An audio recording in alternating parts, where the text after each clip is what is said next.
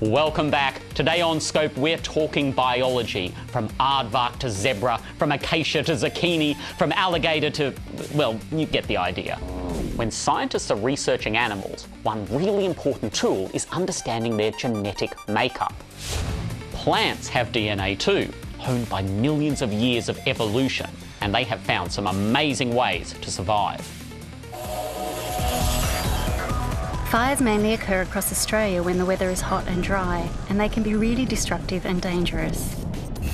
But under the right conditions, they can also play an important role in helping to restore the environment.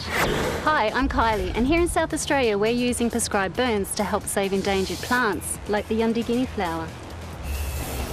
Bushfires are known for causing widespread damage and harm to people, property and wildlife.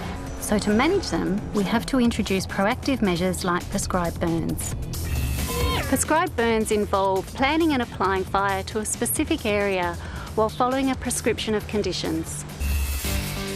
They are often performed in the cooler months and involve a close analysis of conditions to ensure that everything goes to plan.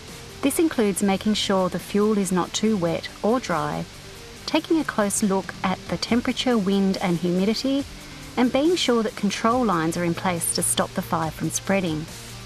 They help to reduce the amount of vegetation, leaf litter and bark, which could fuel a future fire. But while these burns are vital for protecting property and lives, they can also have a positive effect on the environment. Because bushfires have been around for such a long time, plants have had to evolve and adapt to survive. Some resprout, others grow from seed when they are exposed to heat and smoke, and some plants respond well to the open space and the extra sunlight that the fire creates.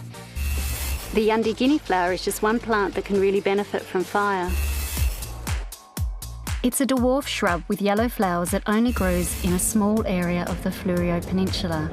It was once a common plant, but over the years the numbers have dropped to a point where it is now listed as critically endangered. We want to keep these Aussie plants around, so we've teamed up with the Conservation Council of South Australia and the University of Adelaide to carry out a burn designed to bring these plants back from the brink. We carried out a burn in an area stretching just over 1 hectare, and several months later this was the result. Hundreds of Yundi guinea flowers have been able to grow here because the smoke and heat stimulates the seeds to germinate or sprout. And the plants also like the increase in space and the extra sunlight. This burn has also provided the opportunity for other vulnerable plant species to germinate, including the native broom and forked sundew.